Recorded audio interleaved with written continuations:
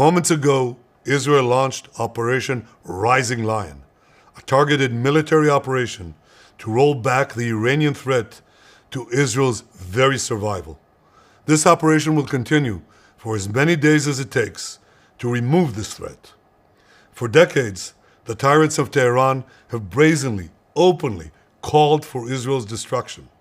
They've backed up their genocidal rhetoric with a program to develop nuclear weapons. In recent years, Iran has produced enough highly enriched uranium for 9 atom bombs. 9. In recent months, Iran has taken steps that it has never taken before, steps to weaponize this enriched uranium. And if not stopped, Iran could produce a nuclear weapon in a very short time. It could be a year, it could be within a few months, less than a year. This is a clear and present danger to Israel's very survival. 80 years ago, the Jewish people were the victims of a Holocaust perpetrated by the Nazi regime. Today, the Jewish state refuses to be a victim of a nuclear Holocaust perpetrated by the Iranian regime. Now, as Prime Minister, I've made it clear time and again, Israel will never allow those who call for our annihilation to develop the means to achieve that goal. Tonight, Israel backs those words with action. We struck at the heart of Iran's nuclear enrichment program. We struck at the heart of Iran's nuclear weaponization program. We targeted Iran's main enrichment facility in Natanz.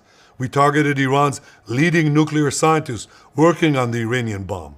We also struck at the heart of Iran's ballistic missile program. Last year, Iran fired 300 ballistic missiles at Israel.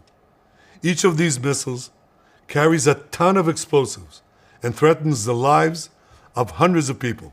Soon, those missiles could carry a nuclear payload, threatening the lives not of hundreds, but of millions.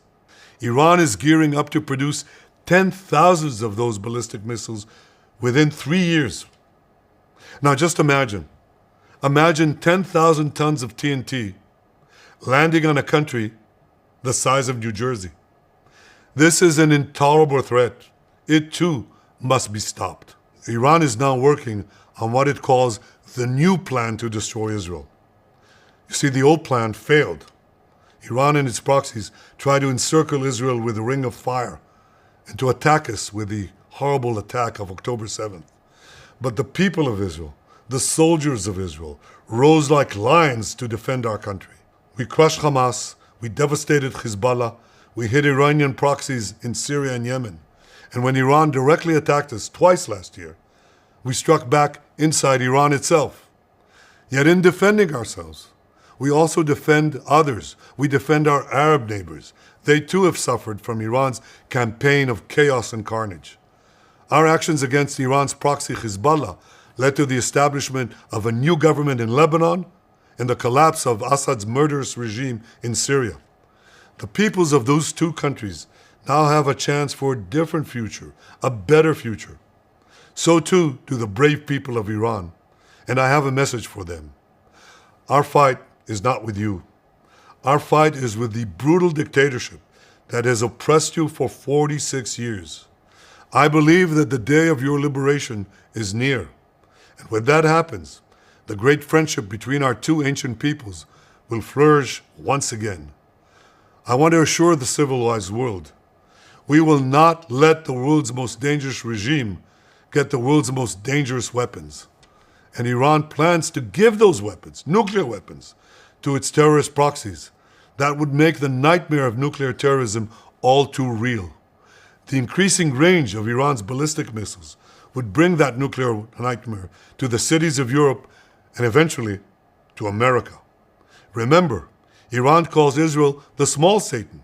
It calls America the great Satan. And this is why for decades, it's led millions in the chants of death to Israel and death to America.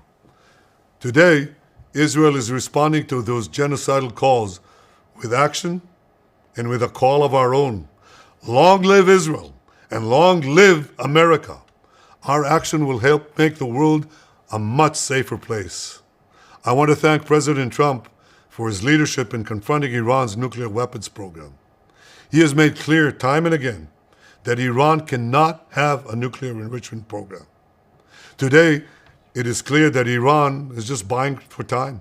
It refuses to agree to this basic requirement of peaceful nations. That is why we have no choice but to act, and act now. The hardest decision any leader has to make is to thwart a danger before it is fully materialized. Nearly a century ago, facing the Nazis, a generation of leaders failed to act in time. They were paralyzed by the horrors of World War I. They were determined to avoid war at all costs, and they got the worst war ever. They adopted a policy of appeasement. They closed their eyes and ears to all the warning signs. That failure to act resulted in World War II, the deadliest war in history. It claimed the lives of 60 million, including 6 million Jews, a third of my people. After that war, the Jewish people and the Jewish state vowed, never again. Well, never again is now. Today, Israel has shown that we have learned the lessons of history. When enemies vow to destroy you, believe them. When enemies build weapons of mass death, stop them. As the Bible teaches us, when someone comes to kill you, rise and act first. This is exactly what Israel has done today. We have risen like lions to defend ourselves. Over 3,000 years ago, Moses gave the people of Israel a message that has steeled their resolve ever since. Be strong and courageous, he said. Today, our strong and courageous soldiers and people stand together to defend ourselves against those who seek our destruction. And by defending ourselves, we defend many others, and we roll back a murderous tyranny. Generations from now, history will record that our generation stood its ground, acted in time, and secured our common future. May God bless Israel. May God bless the forces of civilization everywhere. Thank you.